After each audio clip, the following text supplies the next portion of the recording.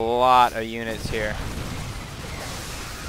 So while recently it was actually in the Terran's favor, the macro of this game, all of a sudden Zerg just jumped up by, say, about 30 food before that fight. And I think it might have been because he hasn't really saturated this expansion. He just got enough workers on it to saturate the minerals, not even worrying about gas. Now he's just macroing really hard. He's throwing on an extra hatchery here. He's got all of these buildings here. We haven't really seen that many upgrades, just +1 range so far. Against Terran, I actually like the melee upgrades better just because Hydralisks and Roaches aren't all that great against mech. Roaches are pretty good, but not once he has enough detection to really counter the whole burrow move. So even though that last fight was pretty stacked in the Zerg's favor number-wise, although there's a lot of speedlings here. We got some nice surrounds going down. There's just, whoa, there are just too many tanks here though. Just staggering the tanks as he walks them up around. This is a nice little thing here because you can walk your way around and still have the protection of the one side of this cliff here. I like this. He's just moving in with, 5 or so infantry units, and he's going to be harassing with this. He's going to be able to scout as well as pick off some drones. With this number of workers, going for the hatchery is not that big of a deal. I mean, it's not really going to get down before all these units are going to be able to come. Although he doesn't have the rocks blocked down or knocked down, so he's going to have to go around this way to get to him. He might actually take this hatchery down, but I don't think he will. I think it's, yeah, I don't think he's going to. It's going to be really close. But nope, it didn't work. At the same time, though, he's gone and he's been harassing this hatchery. I don't know why there's not any units out here. The Terran is really pushing his way up here. Oh, he manages to take it out with... but he did lose a full dropship, so I don't know if that is actually going to go in his favor or not, seeing as the Zerg doesn't really even have enough drones to saturate that base. It would have been nice to have the gas. But, so the Terran's just walking his way up here. Yeah, this is not going to be morphed into a planetary fortress, although that would have been nice. He's going to be moving around to the right here. Oh, it's a lot of speedlings. I think that the Marines will have this fight, although I don't know. I don't really condone the spreading in this. It allows too many surrounds to go down. There's no banelings in that army, so if you keep that army tight together in a ball, all the units in the middle will be preventing the surround on the units on the outside.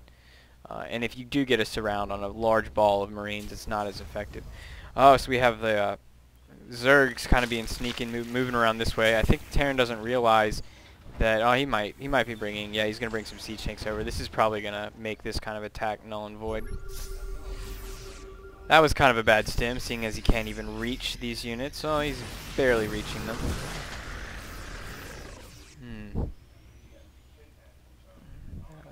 I like this Nidus Worm over here. It's actually a good way to spread the creep if you have the money when you're on, the 4 bases that he's going to be on very soon.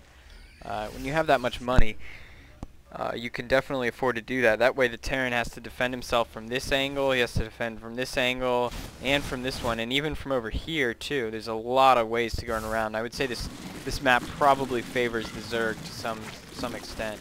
Some Banelings burrowed here. One speedling goes in, suicides in on that SCV, and then ends up getting destroyed by his own siege tank fire. Oh, we're gonna catch this one siege tank out. He's gonna get the surround on it. That siege tank is gone. Oh, he needs to back up and use this. Oh, he's gonna have to turn around and fight this. Oh, maybe not. He's gonna back up. He's gonna try and use these banelings to some strategic advantage. He's kind of using this as bait here. Oh, are we going to see an unburrow? We are going to see an unburrow. Here it goes. Boom. Oh, that's so beautiful. All these siege tanks now are completely caught out. Although this siege tank right here is providing really good fire. Now these hydras are just going to start working here. Let's see if anything else is going on. So the Koreans, they can play from like 4 different angles at the same time. It's kind of ridiculous. So we got some Ultralisks coming out. He's got 2 armor on them already. I think that's probably... Oh, there's a drop in the main here. I don't know. It did not take out the Ultralisk cavern, but it did take out a couple buildings here. I think there was an evolution chamber there, so it might have actually prevented some upgrades from going down. So the 2 armor upgrade from the Ultralisk cavern is up, the chitinous plating, which is why they have 3 armor right now. Really effective against Marines, especially whenever... oh, he is at +2 right now, so that's... going to be even in upgrades. But if you have unupgraded Marines versus upgraded Ultralists, it's just hilarious. Ultralists don't do that much damage to Marines, but they just don't take any either, so it's really effective. I like this Ultralisk Zergling mix. It's a very thin build when it comes to minerals and gas. Ultralisk costs 300, 200, but the Zerglings, you know, you can just mass Zerglings with however many minerals you have left over, and you don't ever have a discrepancy of having too many of one resource just because the Zerglings just eat up all your minerals and are very effective late game once they have their upgrade. Not to mention the fact that he has a Baneling's Nest, so he has the option to morph that at pretty much any time. Would have liked to seen some Banelings there for this being big Marine Marauder ball. You can see how fast they're taking out these Ultralisks, but he's still managing to break it. What's key is having these Hydras in the back. Really impressed with these guys' play because they're able to macro not only a lot of units, but a lot of every kind of unit. So we have, you know, STC going with this strong siege tank and, you know, a few Thors earlier to deal with Mutalisk build.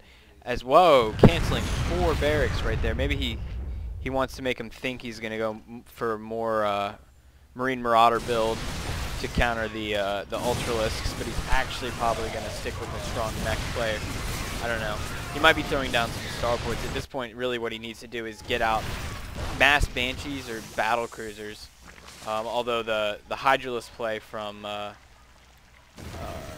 believe his name was FruitSeller. Yes, the Hydralisk play from FruitSeller is going to probably create a problem for any kind of air transition to deal with that. Oh, more Baneling Baneling burrows. I don't know. I guess those are landmines is what we should call them. So we're going to have a counterattack here from the Zerg. Oh, the placement on these siege tanks is amazing. Although the Ultralists are going to deal with this. Just the placement on these siege tanks messes with AI so well because you attack. You try and attack them all with these Ultralists, and they can only get in one at a time. The repairs going down, this is not going to matter. Ultralists do too much damage. It doesn't matter if that entire thing is surrounded. And now all these SCVs are going to go get hit. I don't know if they're exactly going to go down.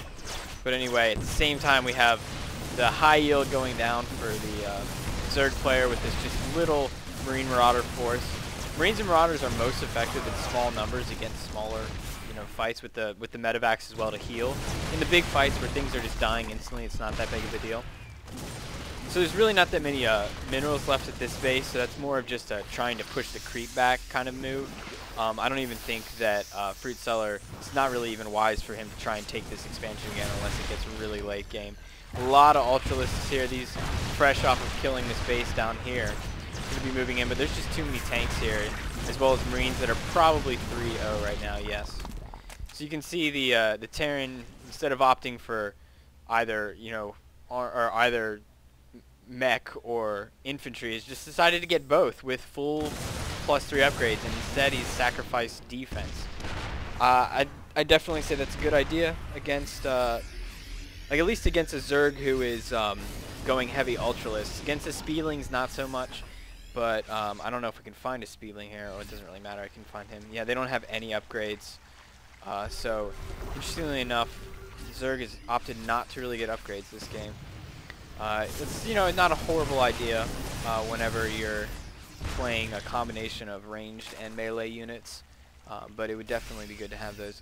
Look at all these mules dropping down. So let's see, the income right now has got to be off the charts for STC. Yeah, he's tripling or quadrupling Red's income. Of course, he did just lose this high yield. Oh, and more dropping, just constantly putting pressure on. There's Speedlings here, but there just aren't enough Speedlings. There's only like 3 or 4. There's like a scouting party.